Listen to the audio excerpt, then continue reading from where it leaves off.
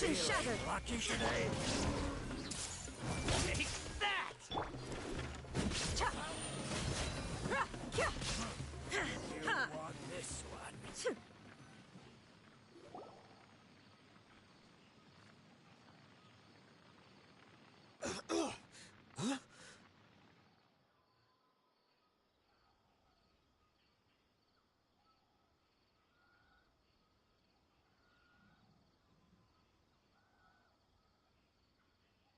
You're the Flame Mane. Good. That saves me an introduction. All right, time for a little talk. Are you buddies with Dakana Lakmar now? Tell me, what are they after? You know the code of being a mercenary just like everyone else. The first rule is to never divulge key information about our employer. What makes you think I'd talk?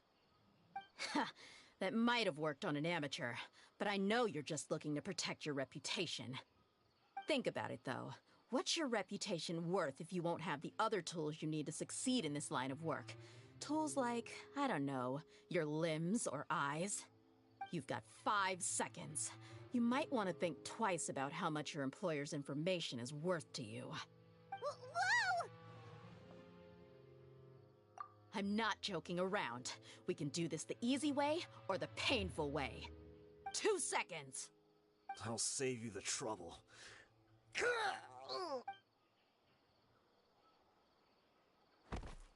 Huh? Are you crazy? He tried to bite off his own tongue. Quick, search the area for any first aid supplies. I definitely didn't expect him to go that far.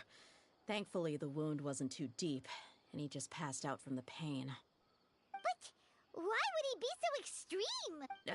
I just wanted to test his mettle. You can get a lot of mercenaries to talk just by threatening them.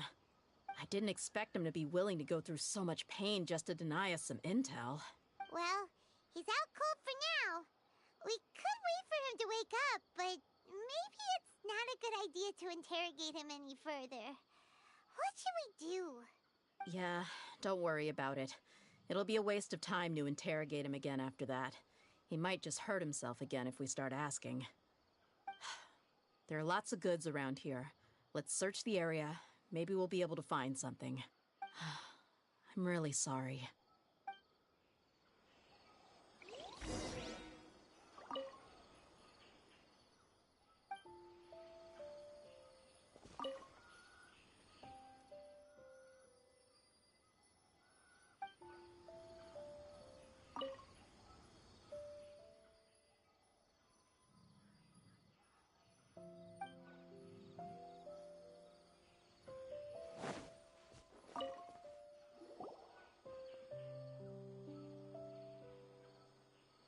We found a piece of paper with a bunch of names on it. Maybe it's a record of something. Let me take a look.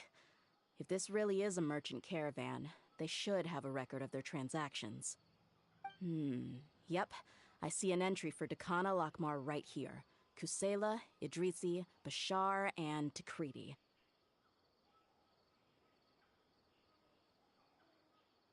All familiar names.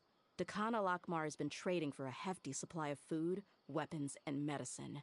It seems that in the past, they used to receive some canned knowledge. This caravan is just one link in their logistics chain. Once in the rainforest, the caravan will exchange the looted goods for Mora, and the funds will then be passed to a specific person. That person will then pack the caravan full of necessary goods, which will then be brought right back to Dakana Lakmar. Wait, why is there no Mora value recorded for the final transaction? No value?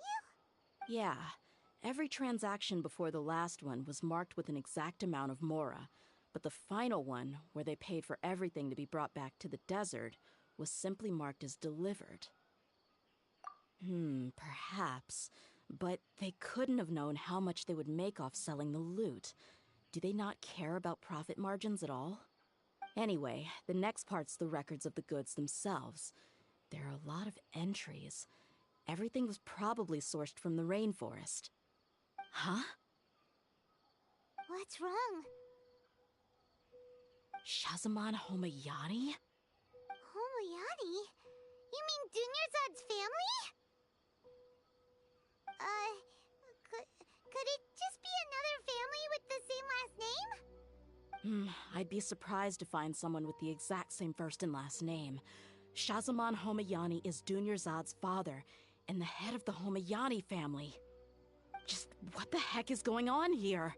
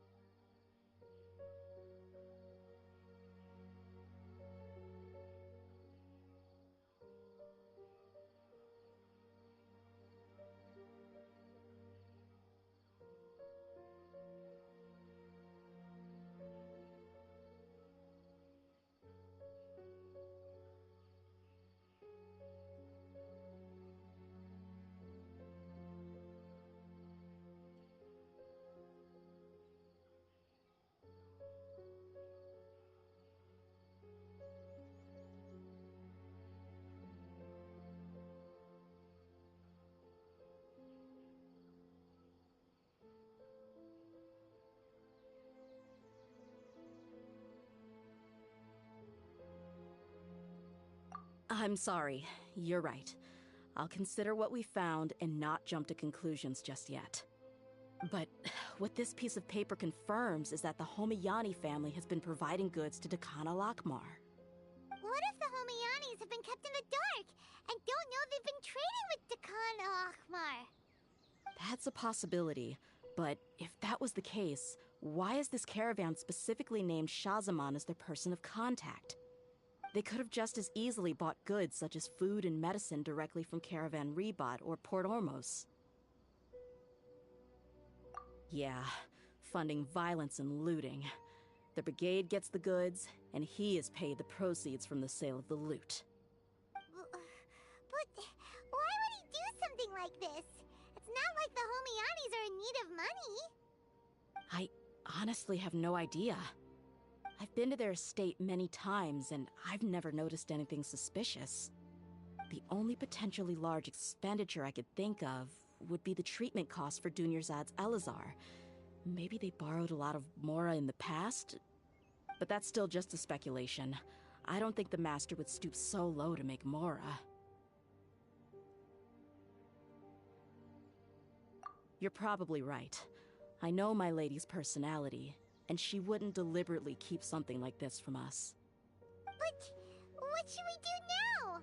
All we found is just another mystery.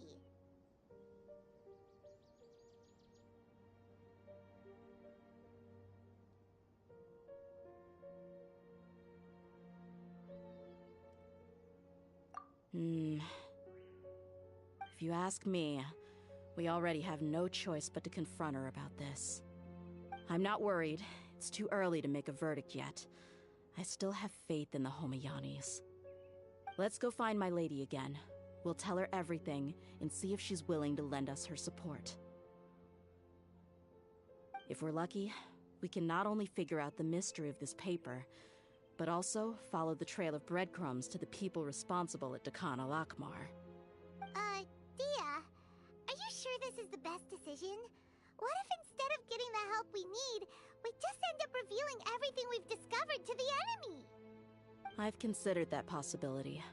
But even still, I want to tell her what we found. I think I owe her that much. True friendship is built on trust. She showed genuine concern for me when we first brought up the topic. I can't repay her kindness with doubt and suspicion. That's not how I deal with people. You're right. Paimon wants to trust Dunyarzad too. Yeah. Let's pay another visit to Sumeru City.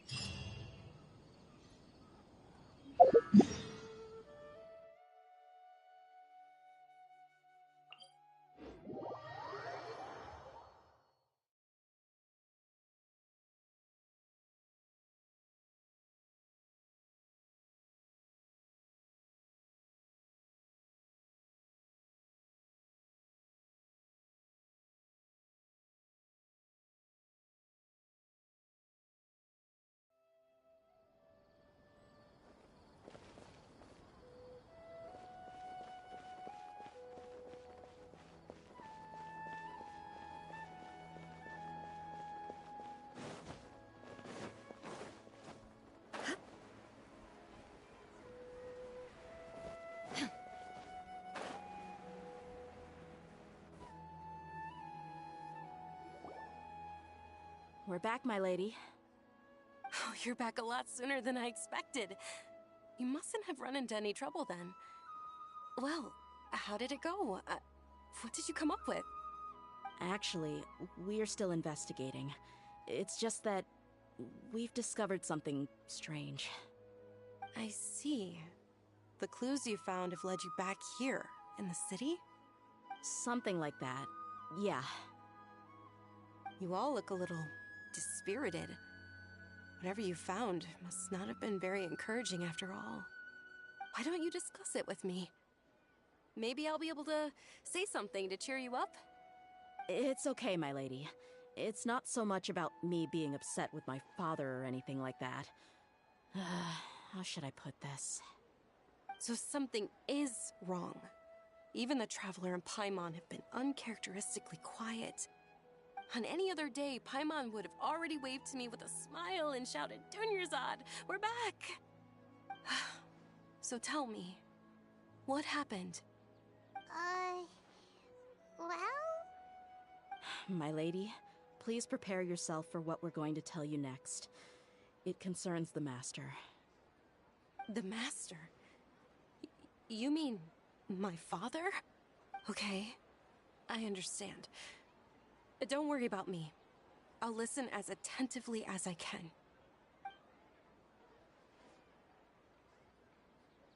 My father has been supplying goods to Dakan al-Akmar? Yeah, it makes as little sense to us as it does to you. I've never doubted the Master's integrity, so I'm having a real hard time rationalizing how he could ever support an infamous brigade like them. Maybe he's not actually aware of the full story and just stumbled into the deal by accident.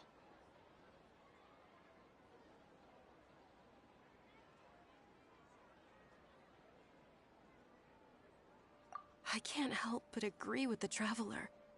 Huh? You mean you feel the same way, Dunyarzad? Thank you for sharing all this information with me. Since you've told me everything you know, I should also tell you about some doubts that I've been harboring for quite a while. In the past, I thought that my father hired a bodyguard for me so that I wouldn't run away and get lost. However, there are plenty of capable mercenaries in the Corps of 30.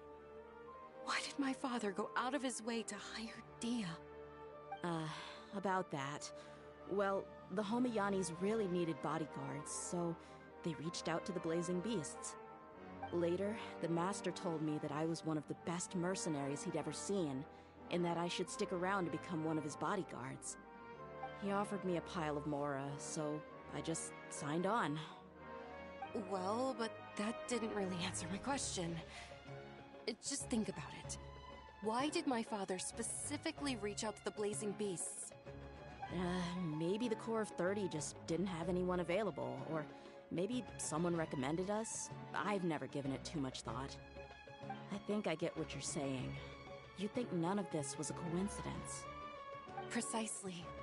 At first glance, nothing seems strange or out of place. But there are many parts of the story that don't actually make any sense. If my father had always been in contact with Dakan al-Akmar, then it would make sense for him to bring Dia into our house. You mean the goal all along was to get Dia to be your bodyguard? No, that's too much of a stretch. I cut all ties with my father a long time ago. He has no control over my life anymore. But that still doesn't rule out the possibility that your father has still been trying to influence your life without you knowing.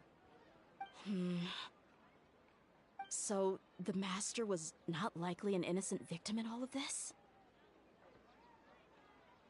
Sorry we put all of this on you so suddenly, Dunyarzad. It's okay, Paimon. I should actually be thanking you. Regardless of his reasons, if my father has truly been funding a violent group of mercenaries, then it's my duty to bring him back to reason. But is that really the right thing to do? My father has committed many atrocities and deserves all the punishment that he has coming to him. I have zero sympathy for him. You may call me an ungrateful child, but my feelings will remain the same. However, The Homayani family has treated me with nothing but generosity and kindness. If we decide to investigate this further, we could end up implicating the entire Homayani family. I would be biting the hand that's fed me over all these years. Tia. It's alright, Dia. If anyone were to ask, you could always just say that I'm the one who instructed you to get to the bottom of this. You don't have to do that, my lady. I'm not conflicted because I'm afraid of taking responsibility. Besides, you're the one we should all be worried about right now. Hey! It's still too early to give up hope! What was that thing about friendship again? Right, yeah, trust! You said that yourself, Dia! Besides, there's no point on getting all riled up before we've confirmed all the facts!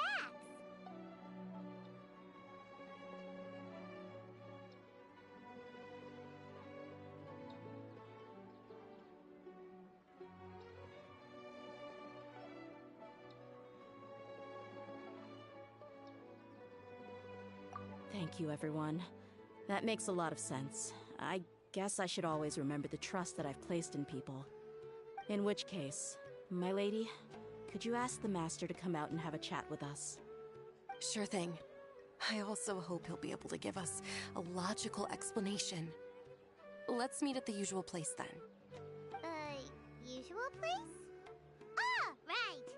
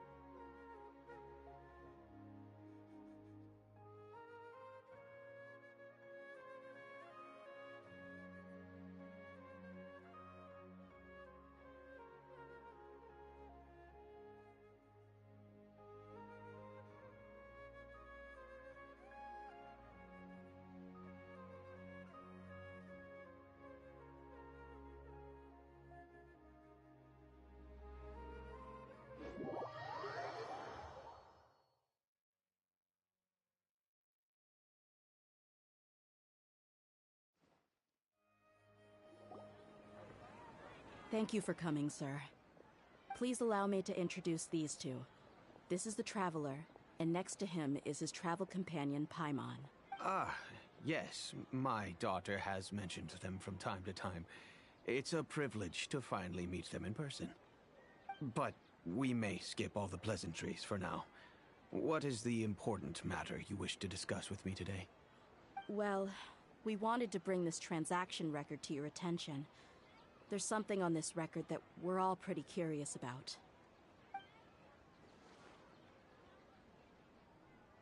So, that's what you found.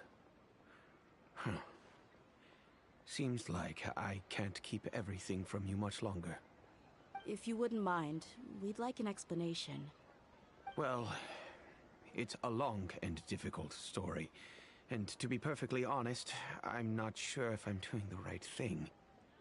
What I do know, though, Dia, is that the truth will bring you no solace. If anything, it will likely cause you a great amount of anguish. Wait, me? Yes, I understand perfectly why you came to see me. And I am touched by your collective commitment to do the right thing. But knowledge always comes at a price. And sometimes, as they say, ignorance is bliss. Your father, Kusela, and I both believed that. Of course, you have the right to seek and learn the truth, but I must warn you. The facts of this matter may reduce everything you've built for yourself into sand, blowing in the wind.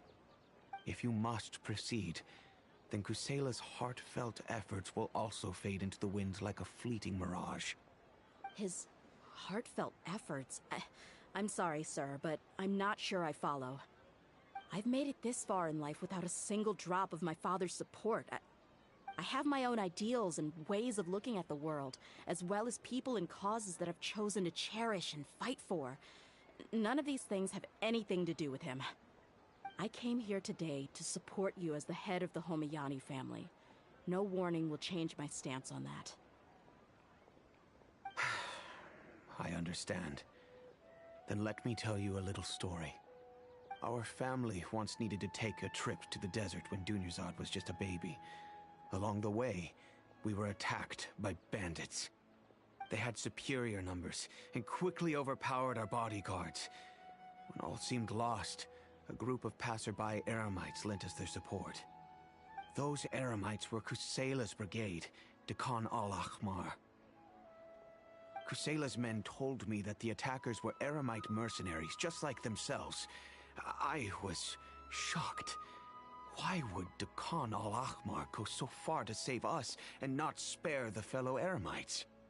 Kusela was grinning and walked over to play with baby Dunyarzad. She was startled by his unfamiliar face and nearly started crying. Really? I never knew. He said that he had no particular reason to help us. He just took pity on us because he had a daughter about the same age. We started talking about our children, and I sensed that he was a devoted father. To repay his kindness, I hired his brigade to help out at our estate for a time, and offered everyone generous remuneration. So, that's what happened. It was many years before I saw him again. I almost didn't recognize him the next time he came knocking on my door. The man I knew to be strong and healthy had been reduced to a shell of himself. He couldn't even walk anymore without his cane. So, what happened to him? He was perfectly fine when I left the brigade. I'm not too sure myself. The only thing that didn't change was his cheery disposition. He said there was absolutely nothing to worry about and that he had gotten into a fight. That was all. He then suddenly asked me if Dunyarzad, now that she had grown, would need a bodyguard of her own. At the time, Dunyarzad was going through a particularly severe bout of her Elazar. There was no need for her to have a bodyguard when she could barely leave the house. But he kept coming back to the topic. Come on, it never hurts to be safe. How do you know a bodyguard won't come in handy one day? I was completely lost at first, until he recommended the Blazing Beasts, and in particular, a mercenary named Dia. So he was the one who recommended Dia to you. Indeed. He didn't say it out loud, but it was clear that he saw Deshret's relics as an evil group who would eventually corrupt every member in their ranks. He was already beyond redemption, but he hoped that he would be able to detach his daughter from the vicious world of mercenary life. If Dia could stay in my house and keep working as a bodyguard, then gradually her affinity for the desert would decrease, and she'd be able to leave her previous life behind. And that's why you offered her such generous compensation? Yes, but not just because of that. From the moment that he asked me for that favor, I also began to see Dia as my own daughter. And that's also why I tried to persuade you to stay when you asked for permission to leave. I was willing to spend however much it took. Kusela saved my daughter and I all those years ago in the desert. I could never refuse him entrusting his daughter to me. He was always like that, acting like he's oh so smart and self-righteous. Kusela said that he'd reimburse me for a portion of Dia's fees. I refused to take any mora from him, but he'd always send me funds anyway. Eventually, I just accepted them as a token of his gratitude. And that went on for a while until I received another letter from him a few years ago. The letter contained a request to help him buy food, weapons, medicine, and even explosive materials. Wait! Isn't that around the time that Dakana Akhmar started becoming more aggressive? That's right. When I started to hear some nasty rumors, I became wary. I wanted to meet him face to face to discuss things. But by then, he was no longer receptive to my requests to talk. If I had to guess, it's probably because he doesn't want to put Dia at risk.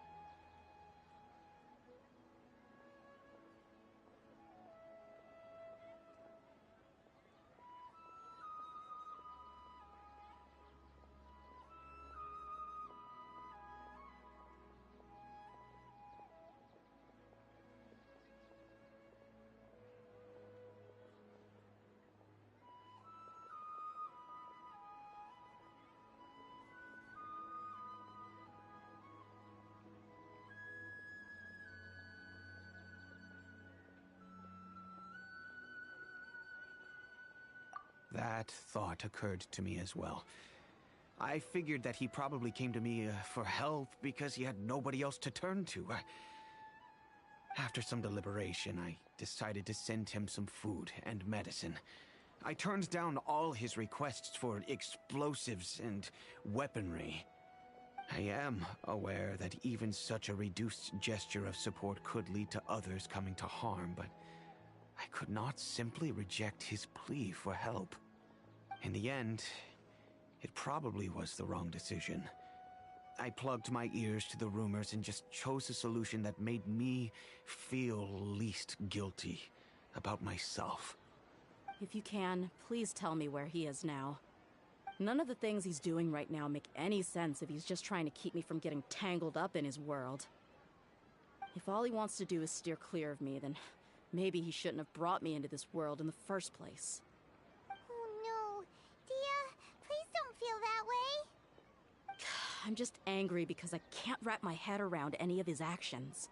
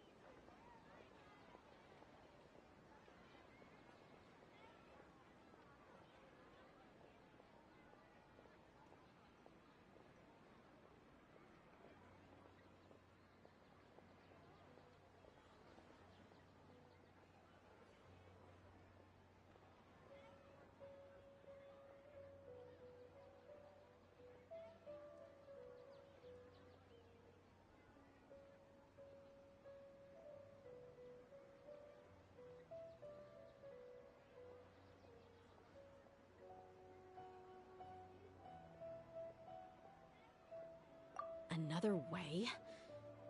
I don't know. I knew him, and he was nothing more than a childish brute. I can't understand what's going through his head.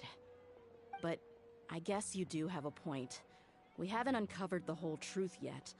We still need to figure out his exact actions and reasoning for these last few years. I'll do my best to help. Of course, anything between the two of you would need to be resolved between you and him alone.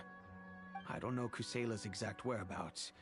Outside of supplying his brigade with some goods, I tried my best to avoid getting involved any further with him. However, there's a man on the list named Jawed. He used to be a mercenary in the desert and is now a member of the Corps of 30. He's responsible for supplying weapons and liaising with the Dakan al-Akhmar's merchant caravan. I think he should know Kusela's whereabouts. I've heard that he likes to have a few drinks alone and enjoy the cool wind at night outside the tavern. Maybe you'll be able to find him there. Understood. Thank you, sir. Then I guess this is bye for now, unless... I'll stay and be with my father here.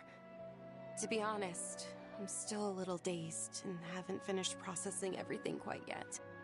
My father has indeed done something wrong, but if I think about it, I'm also not sure if there was a right way to handle this problem. I feel like our only course of action is to turn everything we know over to the Corps of 30 and let them render judgment. Yes. I am prepared to accept whatever verdict they choose. It's time to face my mistakes.